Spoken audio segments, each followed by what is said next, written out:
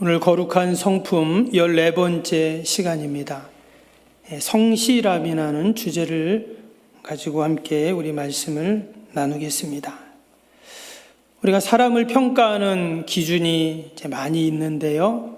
그 중에 우리가 누군가에게 다른 사람을 이렇게 추천을 할 때, 이 사람 참 성실한 사람입니다. 또는 이 사람 참 성실하지 않습니다. 이런 이야기를 할 때가 있습니다.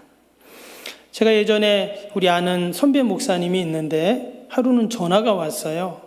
그래서 자기가 아는 목사님이 이제 은퇴를 하시는데 이제 후임 목사님을 구한다는 거예요.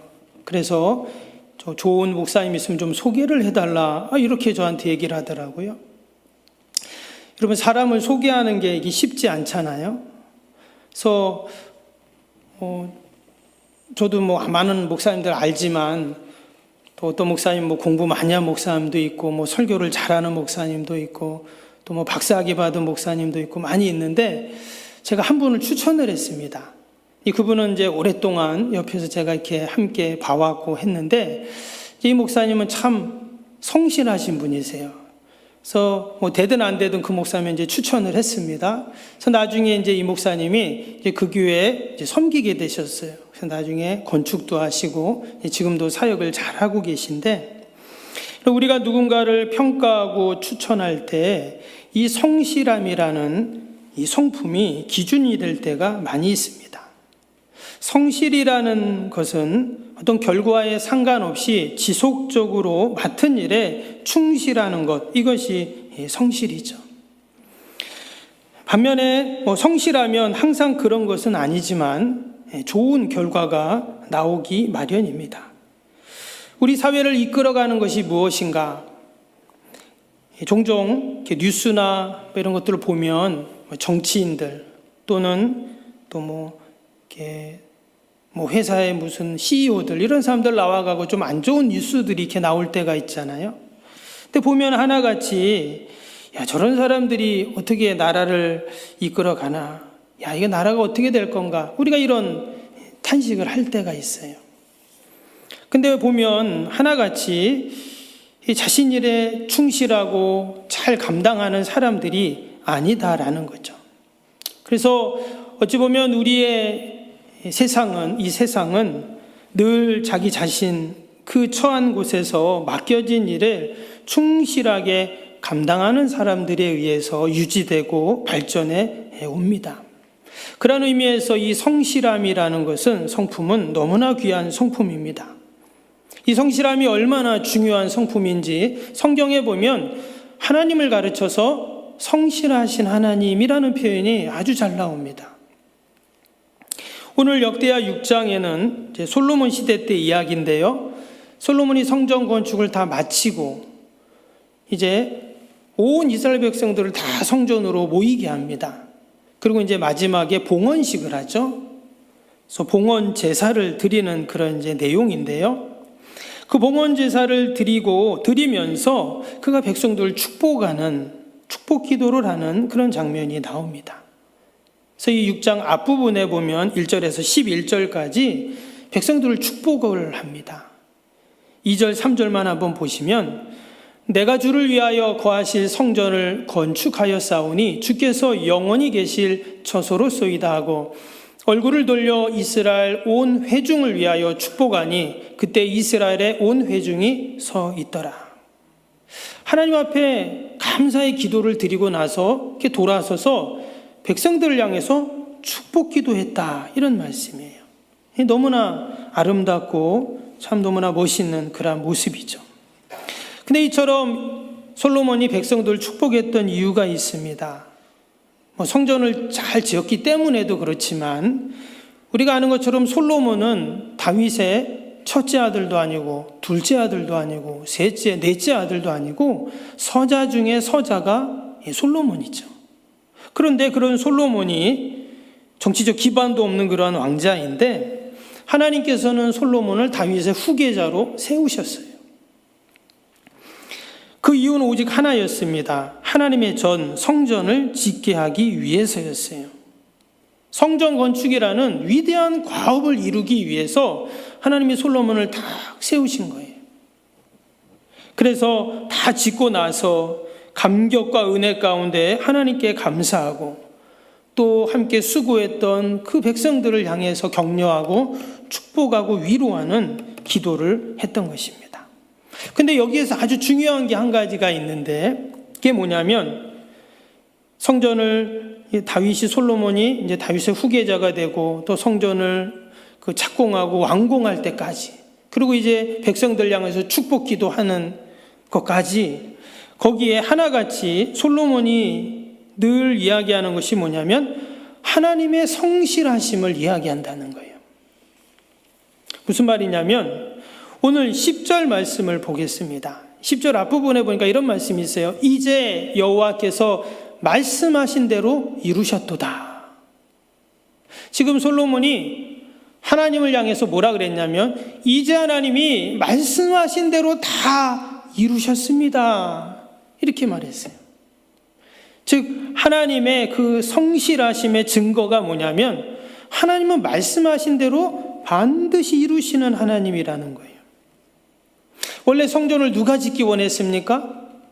예루살렘 성전을 다윗이 짓기를 원했잖아요. 그런데 하나님께서는 그의 아들 솔로몬을 통해서 건축할 것이다 이렇게 말씀하셨어요. 근데 정말 그 말씀대로 성실하게 이루셨죠. 그래서 12절부터 이 솔로몬의 기도 내용을 보면 하나님의 그 성실하심이 어떻게 이루셨는가에 대한 그런 기도와 내용입니다. 하나님은 말씀하신 대로 언약하신 대로 그대로 성실하게 이루셨다는 거예요. 15절 볼까요? 15절 보시면 주께서 주의 종내 아버지 다윗에게 허락하신 말씀을 지키시되 주의 입으로 말씀하신 것을 손으로 이루심이 오늘과 같으니이다. 아버지 다윗에게 말씀하신 대로 하나님이 그대로 이루셨다 이렇게 말하면서 그 말씀하신 것을 뭘로 이루었다고요? 손으로 이루셨다 이런 말씀이 나왔어요. 손으로 이루셨다. 왜 하나님이 손으로 이루셨다 이렇게 말했을까요? 베드로전서 5장 6절에 보면 하나님의 손에 대해서 뭐라고 말했냐면 그러므로 하나님의 능하신 손 아래 이랬어요. 또 시편 89편 1절에 보니까 이런 말씀이 나와요. 내가 여호와의 인자하심을 영원히 노래하며 주의 성실하심을 내 입에 대대로 알게 하리이다. 하나님께서는 그 하나님의 그 손, 그 하나님의 그 능하신 전능하신 손으로 하나님이 이루신다는 거예요. 그래서 하나님의 손이 손수 밭을 가꾸고 집을 가꾸듯 만들듯 하나님이 그렇게 만드시고 이루신다는 것입니다. 왜 하나님의 손이 이루셨다 이런 표현을 썼을까요?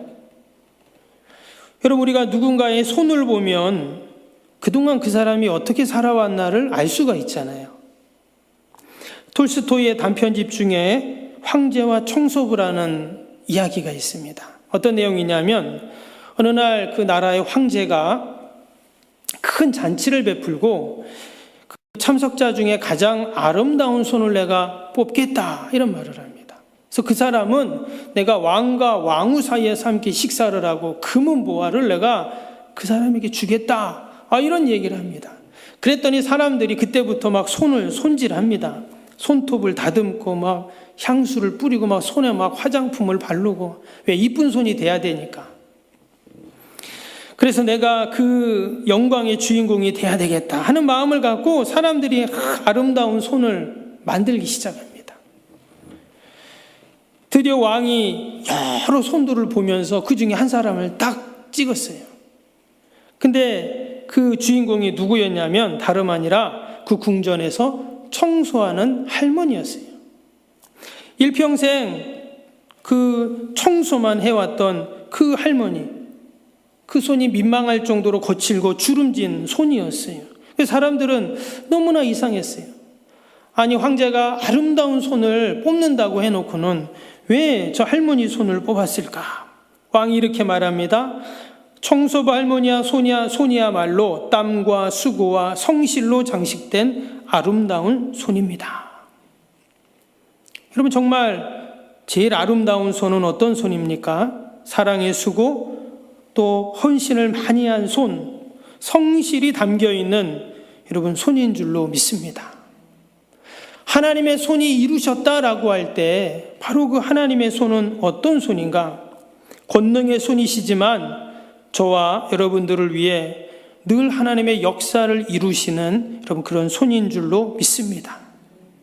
그래서 하나님의 성실하심을 그렇게 이야기를 하고 있어요. 오늘 16절에도 보면 이런 말씀이 나오죠. 이스라엘 하나님 여호와여, 주께서 주의 종 내 아버지 다윗에게 말씀하시기를 내 자손이 그들의 행위를 삼가서 내가 내 앞에서 행한 것 같이 내 율법대로 행하기만 하면 내게로부터 나서 이스라엘 왕위에 앉을 사람이 내 앞에서 끊어지지 아니하리라 하셨사오니 이제 다윗을 위하여 그 허락하신 말씀을 지키시옵소서. 여기 보면 그 왕위가 끊어지지 않는다 이런 말씀을 하셨어요. 정말 여러분 다윗의 왕위가 어떻습니까? 무려 400년 넘게 계속 다윗의 왕위가 이어져요. 신약에 와서는 예수 그리스도를 통해서 영적인 다윗의 왕위가 계속 이어지죠. 즉 하나님께서는 말씀하신 대로 성실하게 이행하신 분이라는 거예요. 그래서 우리가 말씀 안에 거하고 말씀을 기억하고 말씀을 붙잡을 때 여러분 성실하게 이루시는 그 하나님을 만나게 될 줄로 믿습니다. 그러면 이제 성실하신 하나님을 우리는 어떻게 해야 되는가? 오늘 솔로몬이 역대하 6장이 이제 솔로몬의 기도라고 했는데요. 이 기도의 내용을 잘 보면 솔로몬은 하나님의 성실하심을 지금 찬양하고 있습니다. 오늘 14절 볼까요? 14절 보면 이르되 이스라엘의 하나님 여호와여, 천지에 주와 같은 신이 없나이다. 주께서는 온 마음으로 주의 앞에서 행하는 주의 종들에게 언약을 지키시고 은혜를 베푸시나이다. 하나님이 언약을 지키시고 은혜를 베푸심을 찬양하는 기도예요. 마지막 절까지 계속 이제 솔로몬이 기도를 하게 되는데요. 한번 뒷부분 한번 보시면 38절부터 한번 제가 읽어드리겠습니다. 한번 보시면 자기들을 사로잡아간 적국의 땅에서 온 마음과 온 뜻으로 주께 돌아와서 주께서 그들의 조상들에게 주신 땅과 주께서 택하신 성과 내가 주의 이름을 위하여 건축한 성전에 있는 쪽을 향하여 기도하거든 주는 계신 곳 하늘에서 그들의 기도와 간구를 들으시고 그들의 일을 돌보시며 주께 범죄한 주의 백성을 용서하옵소서. 나의 하나님이여, 이제 이곳에서 하는 기도에 눈을 드시고 귀를 기울이소서. 여호와 하나님이여, 일어나 들어가사 주의 권능의 궤와 함께 주의 평안한 처소에 계시옵소서. 여호와 하나님이여, 원하옵건대 주의 제사장들에게 구원을 입게 하시고 또 주의 성도들에게 은혜를 기뻐하게 하옵소서. 여호와 하나님이여, 주의 기름 부음 받은 자에게서 얼굴을 돌리지 마시옵고 주의 종 다윗에게 베푸신 은총을 기억하옵소서 하였더라. 지금 이 솔로몬의 기도 내용이잖아요. 여러분 이 기도를 보니까 어떤 마음이 듭니까? 지금 성전에서 기도할 때 또는 성전을 향해서 기도할 때 하나님이 베푸실 은혜를 지금 이야기하고 있어요. 근데 이 기도 내용 가운데 하나님께 감사하고 찬양이 넘치죠. 어쩔 수 없이 하는 기도, 또 답답한 기도, 하소연하는 기도가 아니라 기쁨과 또 은혜와 평강이 넘치는 그러한 기도를 합니다. 그 이유가 뭐냐? 이전엔 성전이 없었잖아요. 근데 이제 성전이 생긴 거예요. 그래서 거기서 기도하니까 이처럼 은혜와 기쁨과 평강이 넘친다는 거죠. 여러분 동일하게 우리의 지금의 기도도 너무나 귀하고 복되지만 우리가 새 성전을 짓고 나서 우리가 새 성전에서 기도하면 어떨까요? 네. 은혜가 넘칠 줄로 믿습니다. 우리 지난번에 이렇게 의자를 딱 바꿨잖아요. 근데 의자에 딱 앉아서 기도하니까 이전보다 또 기도가 잘 되는 것 같아요. 저만 그런가요? 그런 마음이 들더라고요. 근데 또 조금 지나니까 또 비슷해요. 그런데 하나님께서 새 성전을 정성을 다해서 우리가 지으면 여러분 거기서 우리가 찬양하고 기도하고 예배할 때 여러분 은혜가 안 되겠어요? 저는 막 생각만 해도 막 가슴이 뛰고 막 벅차더라고요. 지금 솔로몬이 그런 거예요. 늘 그 임시 천막에서 하나님께 예배드리고 찬양하고 그러다가 여러분 그 멋진 성전을 짓고 나서 거기서 기도하고 찬양하고 예배드리니까 막 감격하는 거죠. 여러분 우리에게도 그러한 은혜와 복이 있을 줄로 믿습니다. 성경에 보면 하나님의 그 성실하심을 찬양하는 구절들이 많이 나옵니다. 특별히 시편에 보면 하나님은 성실하시다 이런 말씀들이 많이 나와요.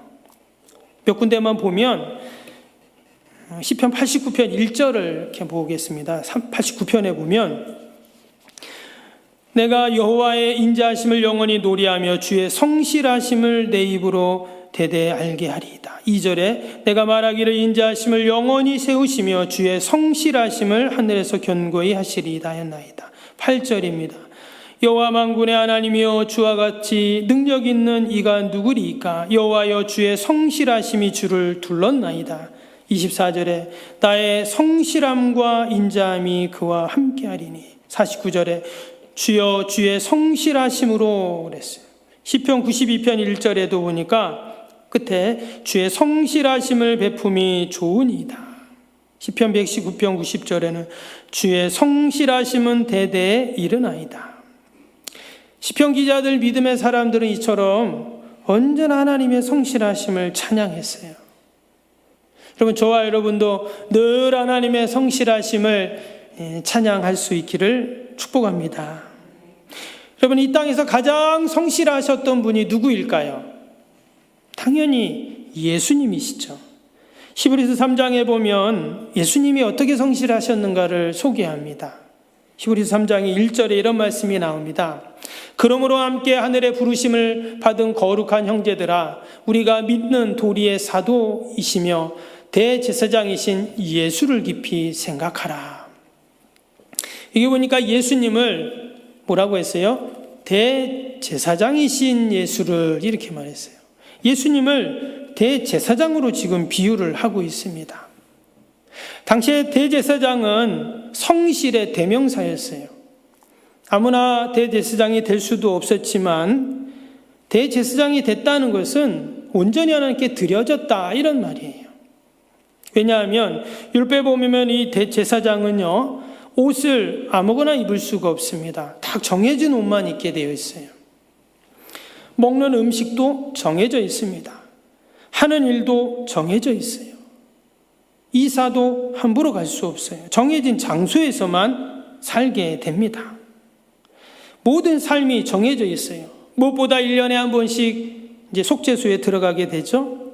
근데 혹이라도 그 대제사장이 부정한 게 있으면 안 되기 때문에 들어가기 전에 그 대제사장을 위한 정결 예식을 합니다. 그런데도 들어가서 죽는 대제사장이 있었어요. 그래서 옷에다 방울을 답니다. 그리고 발에다가 끈을 묶어요. 들어갔다가 방울 소리가 안 들리면 어때요? 끈을 잡아 당기는 거예요. 이게 바로 당시의 대제사장의 모습이었습니다. 한마디로 성실함이 없이는 대제사장으로 살 수 없다는 거죠. 그런데 마치 예수님이 이런 대제사장처럼 성실하게 사셨다는 것을 이야기합니다. 2절에는 이렇게 나와요. 3장 2절에 보니까 그는 자기를 세우신 이에게 신실하시기를 그랬어요. 자기를 세우신 이는 하나님이겠죠. 근데 그 하나님 앞에 신실하셨어요. 다른 말로 하면 성실하셨다 이런 뜻이에요. 하나님의 뜻을 받들고 늘 그 뜻에 성실함으로 감당을 하신 것입니다. 여러분 손흥민 선수 아시죠? 영국에서 축구하는 아주 우리나라를 정말 빛내는 그런 너무나 훌륭한 축구 선수잖아요. 프리미어 리그라는 그 영국의 최고의 축구 리그에서 지금 뛰고 있는데, 근데 그 프리미어 리그에 레스터 시티라는 팀이 있습니다. 거기에 제이미 바디라는 선수가 있는데 혹시 아시는 분도 계실까 모르겠어요. 제이미 바디라고. 근데 이 선수가요 지금 나이가 35입니다. 이제 축구 선수가 35이면 많은 나이거든요. 그런데 이 사람이 매년 그 한 시즌에서 10골 이상을 매년 넣는 거예요. 한 골도 넣기 힘든데 지난 8년 동안 매년 10골 이상을 넣는 거예요. 그게 대단한 선수입니다. 그래서 결국 이 선수 때문에 그 팀도 우승을 하기도 하고 뭐 득점왕을 하기도 하고 그랬는데, 원래 이 선수가 20대 때는요 공장에서 일을 하는 청년이었답니다. 그러면서 이제 축구를 한 거예요. 그럼 우리도 보면 뭐 축구팀들이 많지만 영국은 어마어마하게 축구팀이 많답니다. 그 프로 축구팀이요, 하나의 리그에 20개 팀이 이렇게 경쟁을 하는데 그런 프로 리그가 10개나 된답니다. 근데 그 프로 리그 다음 해가 이제 아마 리그인데 그 아마 리그도 수십 개예요. 그러면은 팀이 수백 개 팀이 있는 겁니다. 선수들은 수천 명, 수만 명이 되겠죠. 축구 선수들만. 그런데 이 선수가 처음에는 8부 리그에서 뛰던 그런 선수예요. 그러니까 연봉도 없죠. 뭐 그런 선수인데 그 8부 리그에서 열심히 해서 7부, 6부, 5부, 3부, 2부, 그래서 나중에 1부 리그까지 올라온 거예요. 대단하죠. 그래서 사람들이 말하기를 이 선수는 성실함의 상징이다 이렇게 얘기하는 거예요. 지금도 열심히 그렇게 뛰고 있습니다. 여러분, 성실함이 없다면 그런 결과를 얻을 수가 없겠죠.